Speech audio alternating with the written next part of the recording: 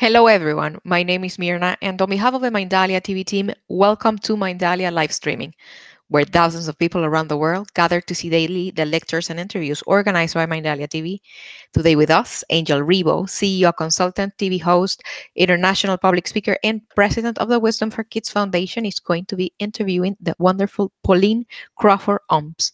Pauline is a facilitator of experiences that help people change their life for the better personally and professionally. She is an image consultant, gender dynamics expert, and she can have magical conversations. Before starting with them, we want to remind you that Mindalia's mission is to share information that can help raise the level of consciousness around the world, and you can help us by subscribing to our channel, leaving us a positive comment down this video, or sharing it with someone that you know that is going to benefit of the content that we're going to be talking here today. Also, while we are live streaming, like right now, we have the active chat is the screen that you're going to be seeing here on our side. And through there, you can interact with us. You can ask your questions. And we please ask you to follow the format where questioning caps and the actual question that you have in relation with the conference that we're going to be having today. We also want you to collaborate with Mindalia with your own valuable content. For that, you can go to our website. On the top, you're going to find the link. It says collaborate with Mindalia. That link is going to take you to a form that you can fill out for our technical team to be getting in contact with you. Remember that now you can collaborate with Mindalia in Spanish through Mindalia Televisión, Portuguese through Mindalia Televisao, and English, Mindalia TV English, as you already know. We invite you also to visit our different channels and find out what we are sharing there daily, information as beautiful and as interesting that you are the one that you are already used to see in Mindalia TV. I am not going to delay this any further, and I am going to be leaving you with Angel and Pauline Crawford OMS. Thank you for being here, guys. Welcome to Mindalia live streaming. The screen is yours. Thank you. Thank you very much, Mirna, for such a wonderful introduction. And welcome to Mindalia TV. Pauline, how are you today? I'm absolutely fantastic and absolutely delighted to be here. That was a wonderful introduction. Absolutely amazing. How are you today, Angel? Thank you. Thank you very well. I have to say I'm a little bit cold, but that's why, because I probably don't get used to the changes in temperatures in Dallas, Texas yet. But, you know, after it's 8 years already. Oh, my God. I hope that eventually I will be, you know, comfortable with the temperatures and how they change over time. Like in a few hours, they can change like 40 degrees Fahrenheit, which is a lot. Where are you located, so everybody knows about you? I am currently located in California, in Orange County, in a place called Irvine. And I've been here for just 1 year, just coming up for 1 year, because I'm originally from London. Okay, beautiful. You know, there's so many things that we can talk about with Pauline. So we have to start with one. And the one is actually related to what we are just doing today. What's the power of a conversation, Pauline? Oh, the power of the conversation to me is life itself.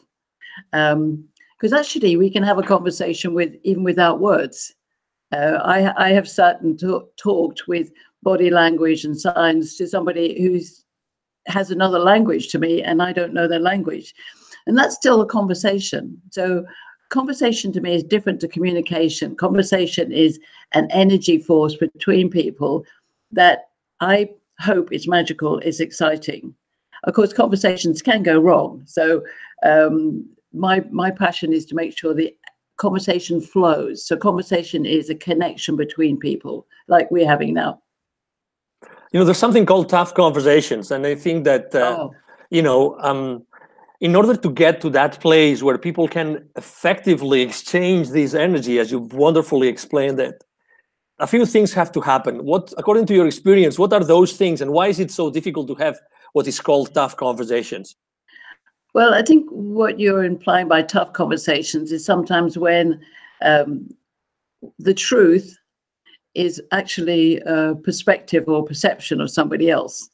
So often when a conversation becomes tough, it's because we're hearing something that we maybe don't want to hear. It might be from a loved one. It might be from somebody who's actually not a loved one. Maybe it's an aggressive client or a difficult person at work. And we are hearing things that we don't want to know. But actually, I was writing only this morning, is that our truth is our truth. So conversation has to start with me. It has to start with how I'm feeling. Am I able to smile into that conversation? And smiling into the conversation isn't just visually smiling, but actually smiling with your body. When I talk about magical conversations, I often talk about coming to the table without an ego, without anger. So a tough conversation still needs to be done, and it can be done with magic if we allow ourselves to both hear the truth, but understand that our truth is our truth. So if we feel good about something, we can even listen to something maybe a little bit unpleasant and say, okay, I hear you. I don't necessarily agree, but I will take on board what you're saying, and let's have a look at where that takes us. Yeah, that's beautiful, because we love to help, in Mindalia TV's audience with very specific, hints and tips that they can use. So what you just said is just a beautiful example of that. So we appreciate it a lot. Okay, so let's say, conversation, communication, very often it is said that maybe we don't communicate enough with our kids. Maybe we are not communicating perfectly or adequately with our partner, our life's partner, or even, we go to work every single day, and there's some conversations that have to happen and don't happen or never happen.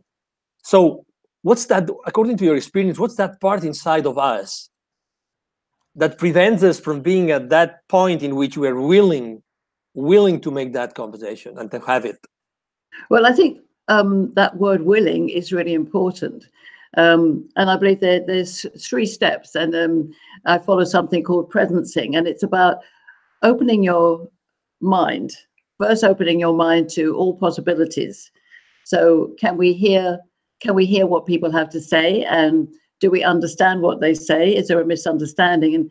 And if there is, can I clarify it? I mean, we can always stop and say, I'm not sure I understand what you're saying. Can I just clarify that? Now, it sounds a bit formulaic, but if we don't clarify the misunderstanding, we carry on thinking something that actually is not happening. So it's about opening your mind, opening your heart, and this is really important, opening your heart to be in a loving intention. So you don't need to be in love, but a loving intention. And then the last one is that willingness. So opening a will to the possibility that maybe I'll hear something that I need to hear, but also, can I share how I'm feeling? So, sometimes we go and I study men and women, and sometimes there's a difference between men and women. And sometimes we're nervous to say, oh, yes, I'm unhappy, or I'm not sure, or that sounds wrong, because we believe that we'll then not be appreciated. But actually, if we say the truth, our truth, it's always our truth. People can not like it, but then that's part of the conversation exploration. So I see conversation as an exploration of that willingness to want to understand another person. Yes. Why don't we want to understand the other person? Well, I think there's something which it's interesting, is that often we don't know ourselves enough. But what we do know about ourselves, we really like to see the whole world like that. So we would like everybody to see the world the way we see it, and then we don't come across difficulties. So that's another of my real interesting points, is that if you ask an audience, is anybody difficult? You'll get a few brave souls who put their hand up. But if you ask them, how many difficult people do you know? Everybody in the audience will put their hand up. So actually, my surmise is that there are actually no difficult people. There are only difficult situations. So if we understand difference, then everything that's different can be beautiful. If we don't understand difference, then everything that's different could be difficult. So does that make sense? Oh, it does. In terms of understanding another person, I think the thing that's important to know is that we can understand somebody in the value that they give to us. We can never actually be inside their body. So we'll never truly understand what it's like to be inside them. So I can get to understand you through these magical conversations, but there'll always be a different perspective because you're Angel, you're a man, you come from Spain, the history, I'm a woman, and everything in our life comes into that perspective. That the more we gain information about somebody and we find connections, and that's the key, the more we can understand. But I think we have to admit, like with men and women are very different. And I often say to men and women, we will never truly understand what it's like to be the other gender, but we can gain an understanding of the immediate reality of them being in our lives and accept things that we don't understand totally. In today's world, I think that the conversations have also taken, I would see, what's the right adverb to use here?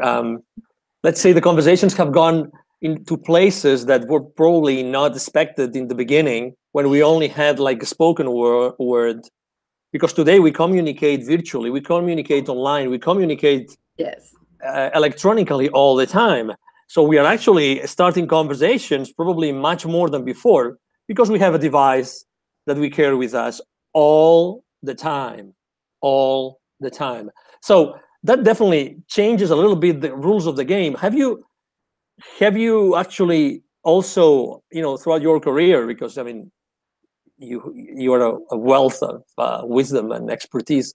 What about the conversations that happen in that environment? Because you said before, sometimes there's some misunderstanding, and you think you're going down a particular path, but it's not really the path that the other person expects you or thinks that you are going to. Absolutely. And I think the thing with any social media, or even emails, once we write a word down, there's an interpretation. And as I study different types of men and women, we are sometimes more direct or indirect, depending on our nature and style. And the other person reading it may be direct or indirect. So I'll give you an example.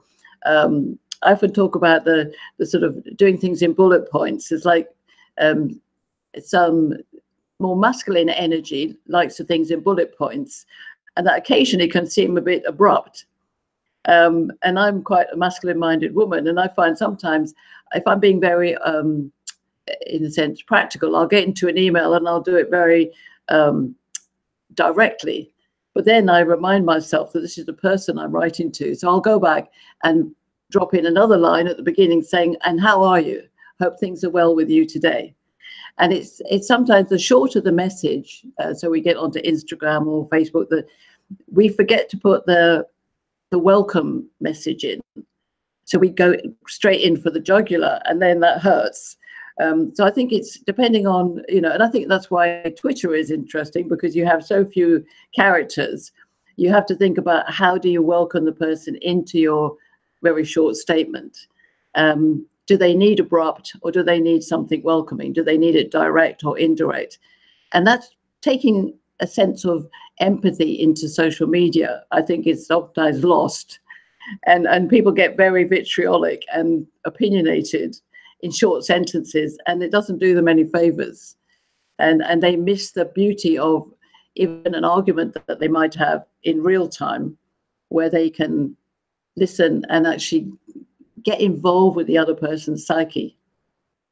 So I think it's all about time.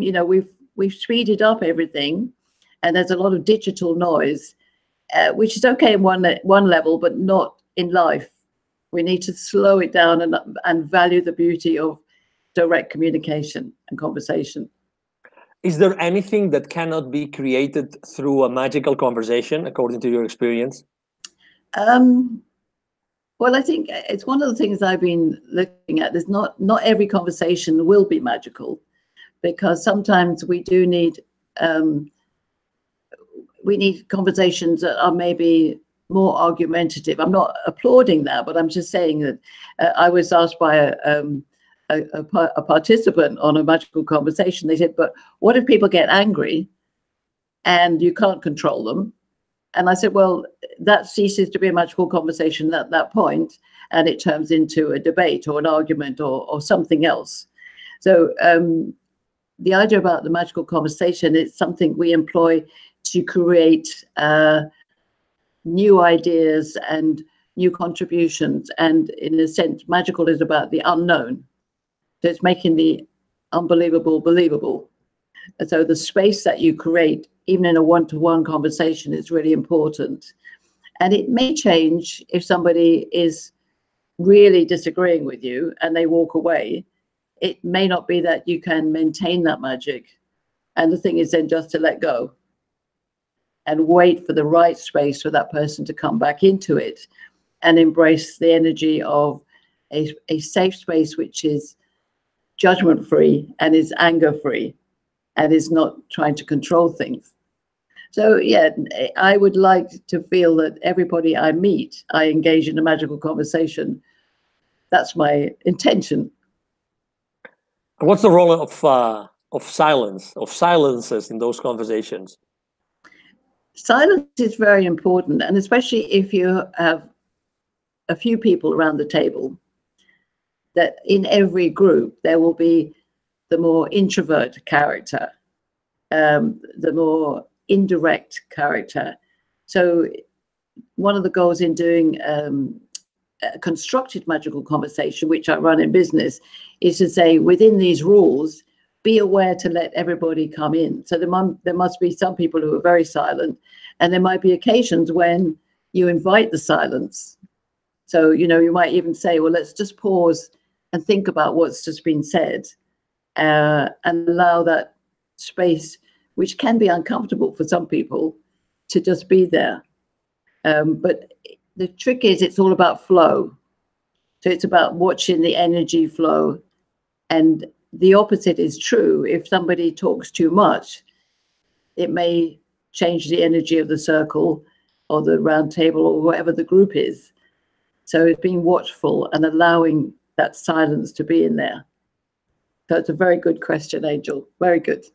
No, thank you. Because, you know, we face, oh my God, you know, I think that I perceive every day when we get questions and comments from our audience, people are in need of help, are in need of finding, you know, answers to what happens in the real life. And obviously, everybody or most of us have either, you know, we work in corporations and then we have this like 8 or 7, you know, to 5, 6, or even later, you know, schedule, or maybe, you know, we have a little bit more of a flexible schedule because we are entrepreneurs and we have like more possibilities in there. But there's always this need of obviously interacting and collaborating with other people, and conversations play an extremely good, important role for the future of our lives and of our companies, regardless of what kind of conversation we are having. And, you know, something that Mirna mentioned in the beginning is the image, you know, image. Oh my God. I mean, just the first seconds that, you know, we start talking with someone that we've met for the first time, a lot of things start happening in our psyche, right? In our mind. And we just watching that person, and suddenly our mind already constructed an image of that person and has a lot of prejudices and preconditions. And right. I mean, would you agree that is an extremely complex process happens when we get to know someone for the first time? Oh, absolutely. And it happens literally in seconds, as you say. And that's why, you know, when we write something or we post something on social media, that's also part of that image.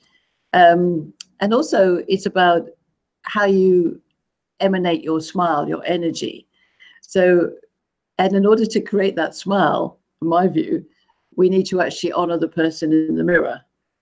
So for me, when I started working in the image world in 1989, such a long time ago, and I had a reasonably good idea about what colors I liked and things like that, but I wasn't totally happy with who I was. I hadn't established my persona.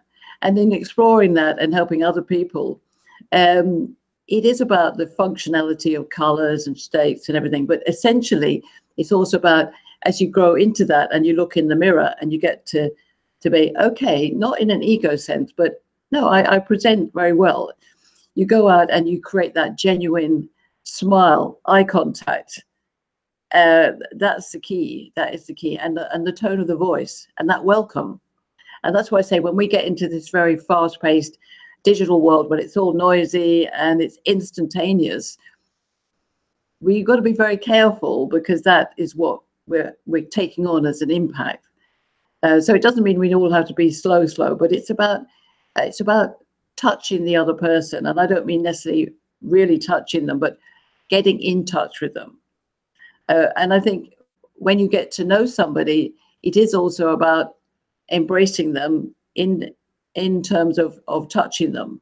So I don't mean intimately, but like a handshake, a touch on the shoulder, a hug if it's appropriate, and in a circle, actually holding hands, feeling the energy that transmits from human body to human body.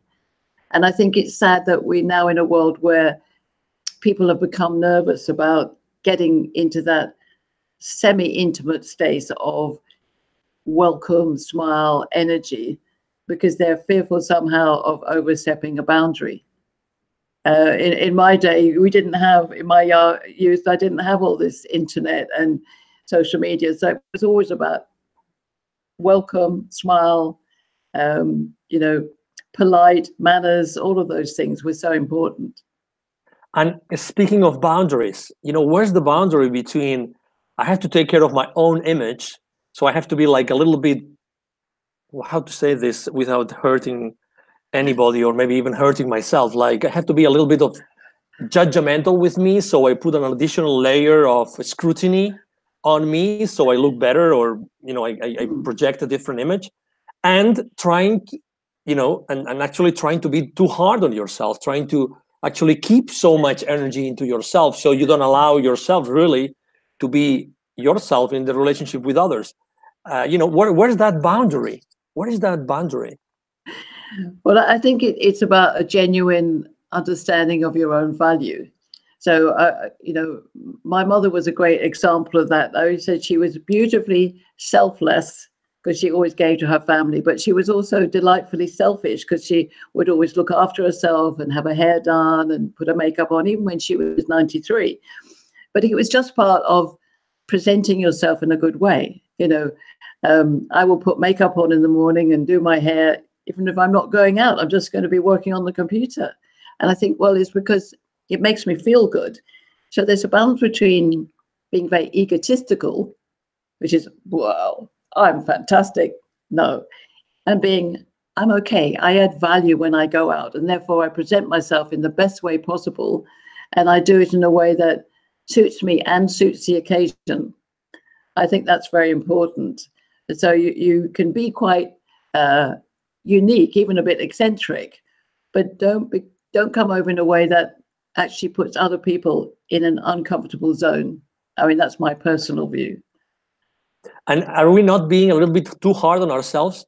So how far can we go in order to change, I don't know, to change our hair, to change our makeup, even men, to change our clothing, to change our style, our smile? How far can we go so that we are really still genuine and we are not over judging ourselves? Well, I think it's interesting because this word judgment is coming in. So let's change the word judgment to just assessment. Mm-hmm. Just a genuine assessment. I like this bit of clothing. I like the way my hair is like this. Maybe I'm going to an event, so I wear something which is more dressy. I suppose in a way, I think it's about having a great deal of common sense, but knowing who you are. So the parameters are important. So when I work with clients in image world, it's like there's a set of colors that makes you look great.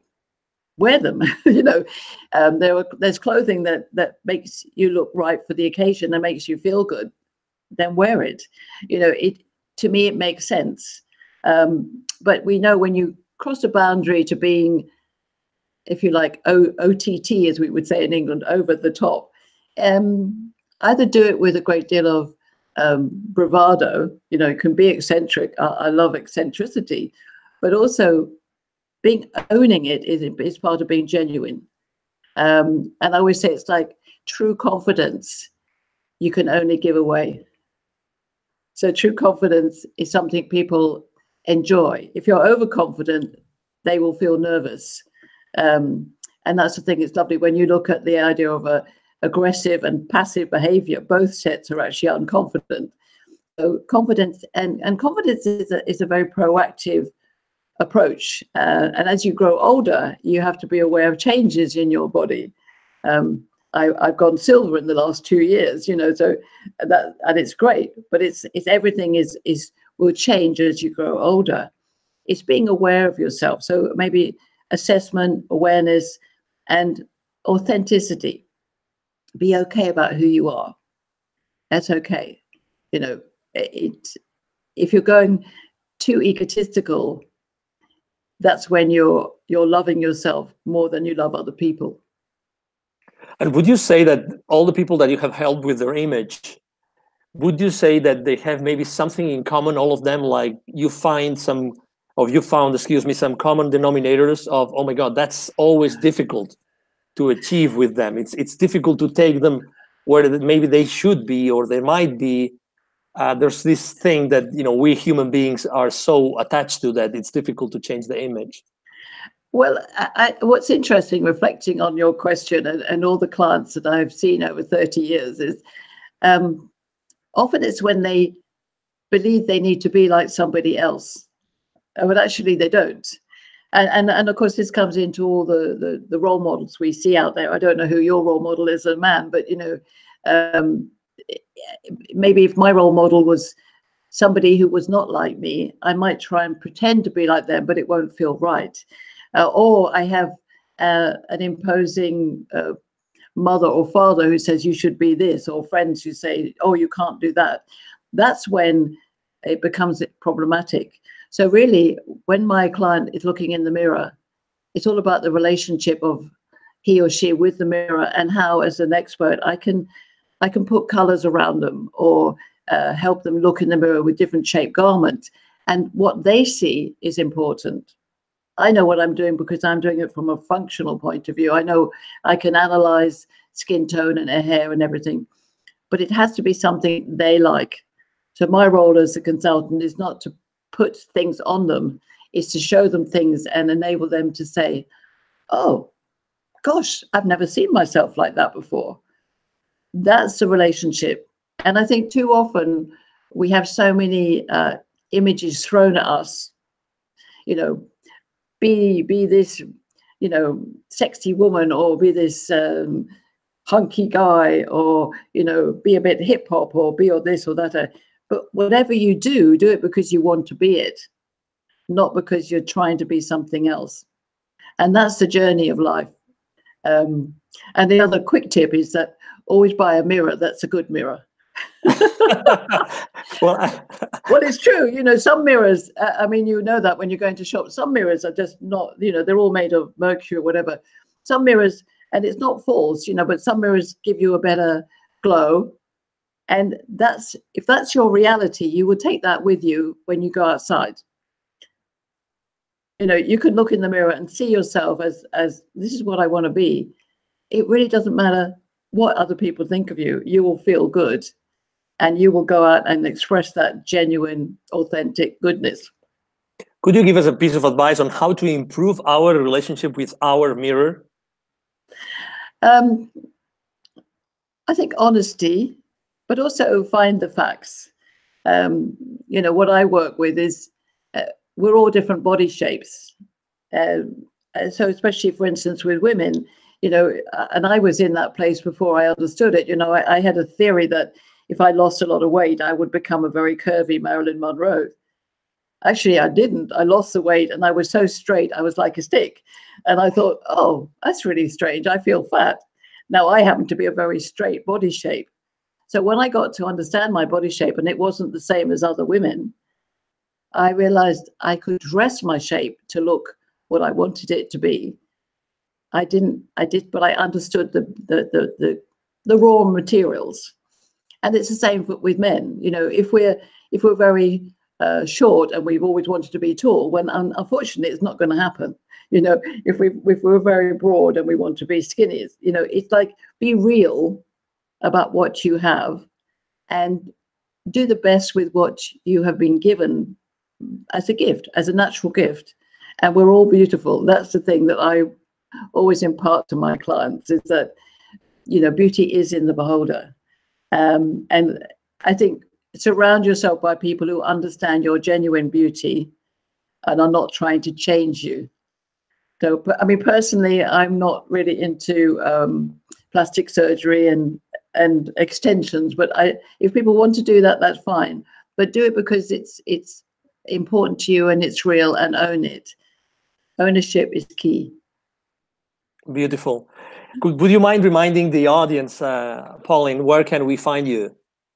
Well, I'm known as Miss Magical Conversations because I love conversations like this. So just remember missmagicalconversations.com. It's very easy. But of course, I'm on social media. I'm on Facebook as Pauline Crawford OMS, and I'm on Instagram and Twitter. I'm very passionate about changing the world. So please follow my mission for world harmony between men and women. And if anybody wants to join me and become an ambassador of Magical Conversations, then I would be delighted to talk to them. Oh, that's beautiful. Thank you. Well, so it's been a great conversation. I really appreciate you being here, accepting our invitation to be here with Mindalia TV today. Thank you very much. The time has just, flown. Like it's like 5 minute conversation. It's beautiful to be able to speak with you, Pauline. And it's magical to be with you, Angel, and I really enjoy that, because one of the things we can do is to ripple our energy out into the world, and that makes all the difference to my life, and I know to yours, and also to the children and the generations that are coming up to inherit this amazing world. Exactly. Thank you. And so be it. Absolutely. Thank you. Thank you very much. So again, this was an amazing, magical conversation with Pauline Crawford, OMS. This is Angel Rebo with Mindalia TV. Thank you very much for being with us today, and hope to see you soon. Have a wonderful day. Bye-bye.